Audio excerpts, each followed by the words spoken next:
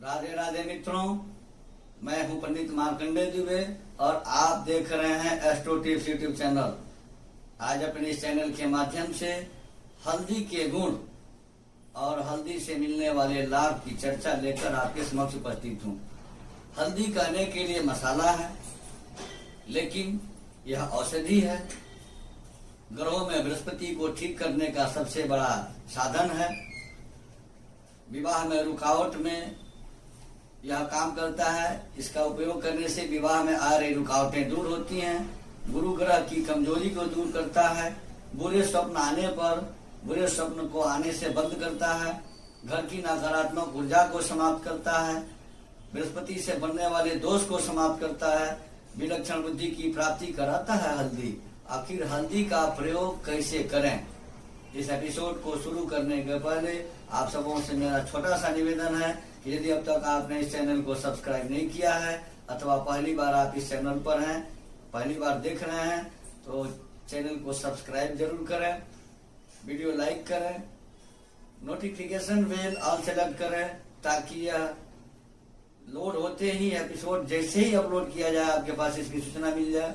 अपने मित्रों को शेयर करें ताकि उन्हें भी इसकी जानकारी मिले।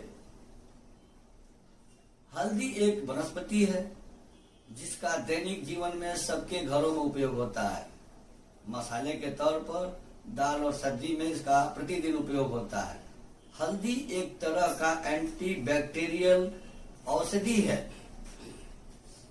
हल्दी पीने से गांठ की दर्द दूर हो जाती है। चोट मोच पर हल्दी का उपयोग होता है। लेकिन ज्योतिष में ज्योतिषीय विधि से हल्दी का कौन सा उपाय किया जाए जिससे कि विवाह में आ रही रुकावट दूर हो? किसी कन्या की शादी में बार बार रुकावट आ रही हो या किसी लड़के की शादी में रुकावट आ रही हो, तो गुरुवार के दिन गणेश जी को हल्दी की गांठ अर्पित करने से विवाह में आ रही रुकावट दूर होती है और विवाह तय हो जाता है।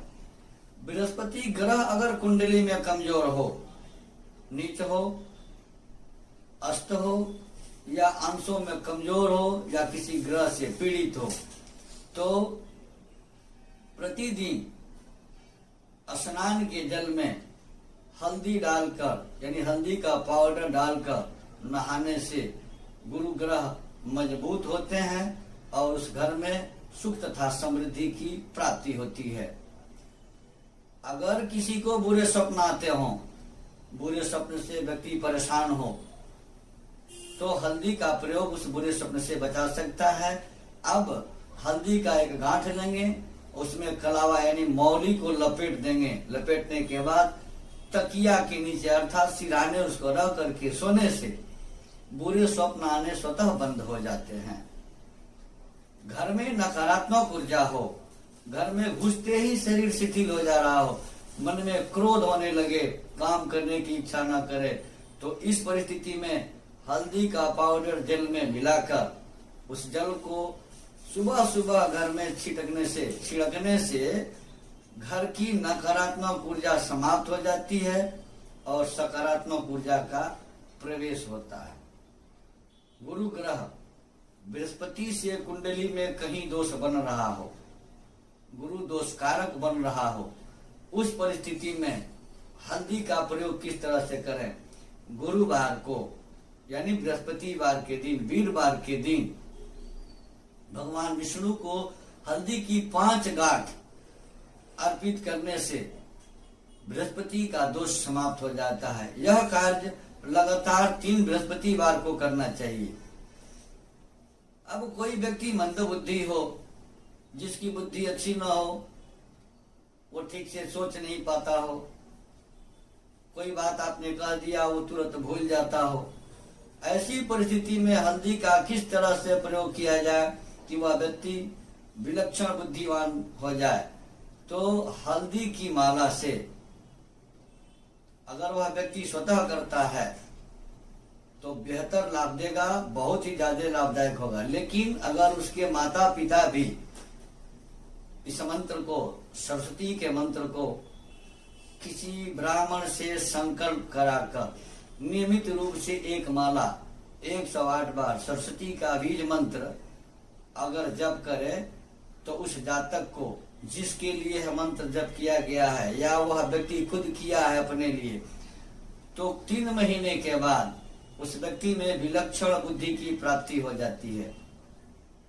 मित्रों, हल्दी हमारे सभी शुभ कार्यों में उपयुक्त होता है। जितने भी मांगलिक कार्य होते हैं हल्दी का प्रयोग किया जाता है। हल्दी एक तरह का रसायन है, आयुर्वेदिक औषधि है।